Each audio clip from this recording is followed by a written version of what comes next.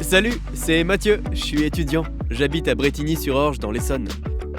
J'ai déjà suivi le chemin de mon sac poubelle, de ma poubelle jaune et de mon pot de yaourt en verre. Ils sont tous traités au CITD de Vers-le-Grand. Le CITD de Vers-le-Grand est en service depuis 1999 et il incinère les déchets d'ordures ménagères résiduelles de 175 communes 24 heures sur 24 et 7 jours sur 7.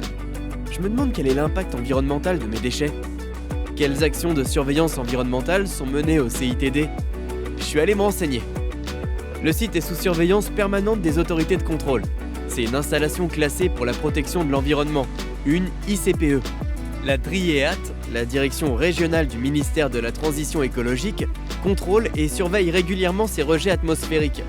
Il arrive aussi que des contrôles inopinés soient réalisés. En plus de ça, des laboratoires indépendants effectuent des contrôles complémentaires tous les 6 mois. On compare ainsi différentes données avec les valeurs limites qui sont fixées par arrêté préfectoral. Les résultats sont toujours rendus publics sur le site internet du CITD et en préfecture.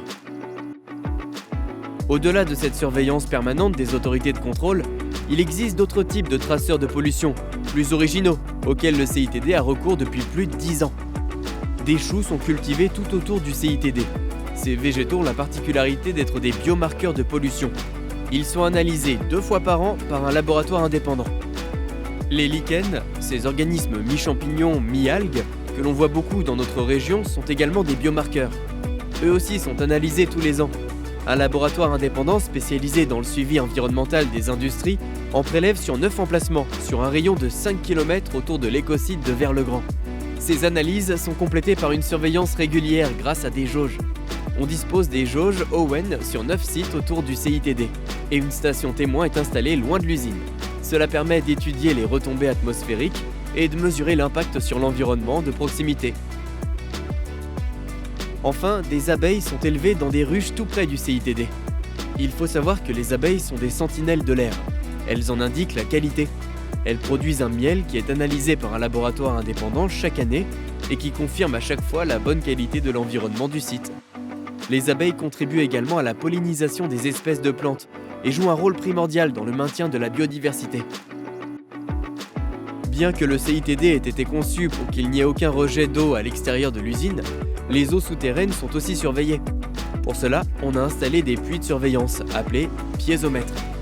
On vérifie grâce à eux une trentaine de paramètres physico-chimiques contenus dans les eaux souterraines.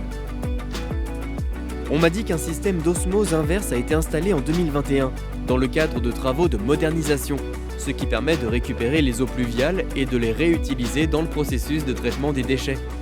Grâce à ça, le CITD évite la consommation de 35 000 m3 d'eau de ville par an. Le système de traitement des fumées a lui aussi été modernisé cette année-là. Depuis la mise en place de ce nouveau système, le CITD rejette moins de 70 mg de NOx par norme au mètre cube, ce qui est en deçà des seuils réglementaires français qui s'élèvent à 80 mg.